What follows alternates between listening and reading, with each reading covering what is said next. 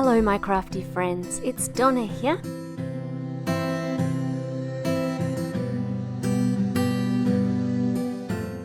Today's card features a stamp called Brooke's Bouquet from Paper Rose Studios, and I'm going to stamp that twice. I'm using Memento Tuxedo black ink because I'm going to colour the image with my Copic markers.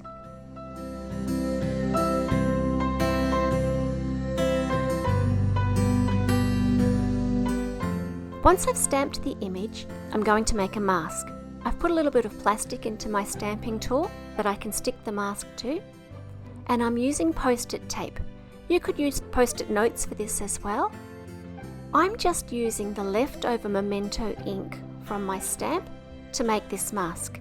However, it's probably not what I'd advise unless you're planning to use a grey ink like I did, because this ink was perfect for the Copic colouring, but it did smudge a little on the mask. Next I'm going to cut out the mask, and one of the advantages of doing this rather than stamping the image and cutting it out is that I don't need to mask every single part of the image. And I don't need to have all of the parts of the image connected. So for example, this little flower here, it has a thin stem, so I don't need to worry about masking the stem. So I've just cut the flower off and I'm cutting that separately. I'll do that also for a couple of leaves and one of the berries, and then I'll put down the rest of the mask in one piece.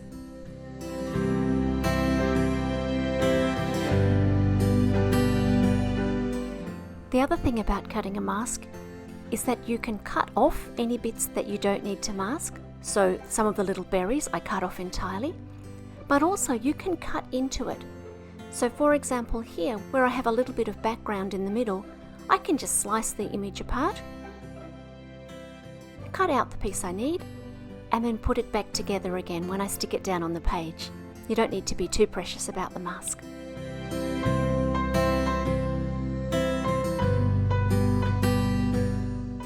Next, I'm going to stamp this text background stamp across the whole image. I tried this two different ways.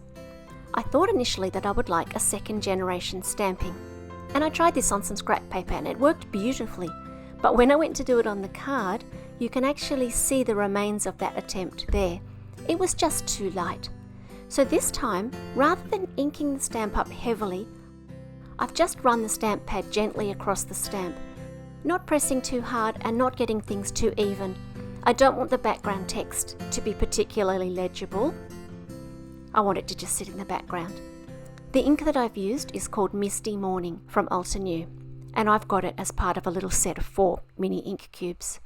I then used the same Misty Morning ink to blend off the edges of the mask to give a little bit of a shadow around my image. I'm not sure exactly what I did with the footage, but whatever happened to it, there's no doubt it was my fault. I'm going to keep that mask in with the stamp and I can use it again. As far as the colouring goes, I'm going to use the lines on the image as cues for where to put my darker colours. I'll start with darker colours in the centres, but I'll also use those small fold lines that are marked onto the petals to give me an idea of where to put a little bit of darker shade. While you're having a look at a little bit of the colouring, I thought we might have a chat.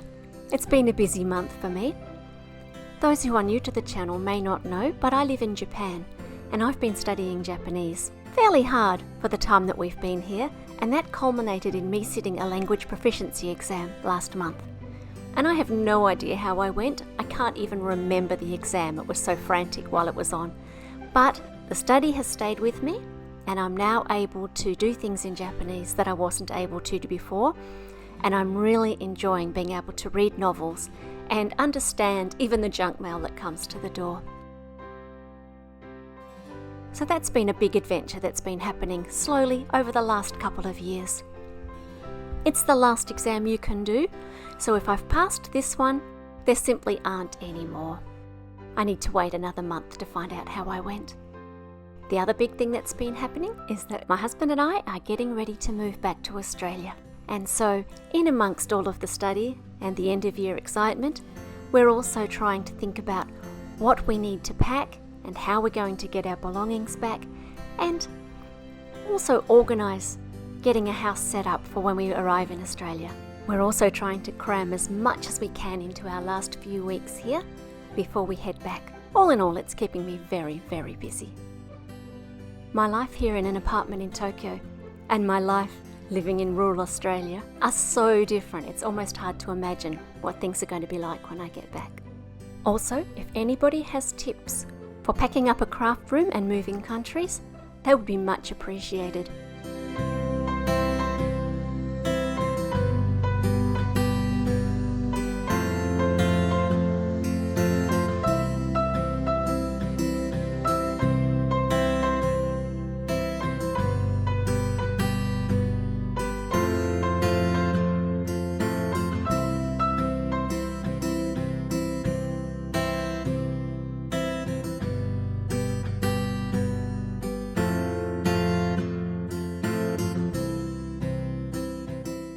Coloured most of this image with Copic markers, but some of the little pieces were so tiny that I decided to use a sharp coloured pencil for those.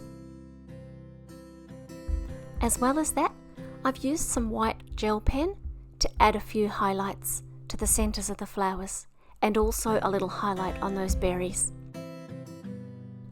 I decided to repeat the yellow in this flower here, although I think that it's probably a purple flower in real life. And I just used different shades for the different little petals. But in the end, I'm wondering if it looks a little bit like a corn cob.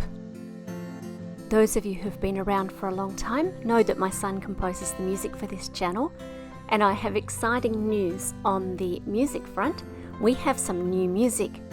I haven't included it for this video because I think this jazz waltz is just perfect for colouring flowers too. But you can expect the new music very soon. I'm just adding those gel highlights. Gel pens are so different to regular ballpoint pens.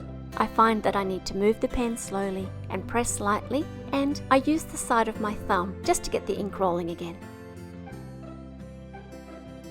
Let's put this card together. I folded back the double-sided tape on 2 corners, and now I'm going to hold the card by the opposite 2 corners and wiggle it around to get it in position. Once it's in position, I'm going to press down the open corners and peel out the rest of the tape. I've decided to do a couple of layers for my sentiment this time around. The main sentiment comes from a pack of sentiments that you've seen me use so many times now. It's called Rainbow Poppies. And I've just layered that up with a little bit of vellum and also a pink scrap of paper, both of which I've torn by hand and torn and torn and torn until I was happy with the shape. Finally, I've added a couple of enamel dots. These are from a set called Rainbows by Pink and Main. And I've just tried to find the flow of the stamp and follow that through with the dots so that they come off the bottom left and the top right. I hope that you've enjoyed this card, and I look forward to seeing you again. Bye for now.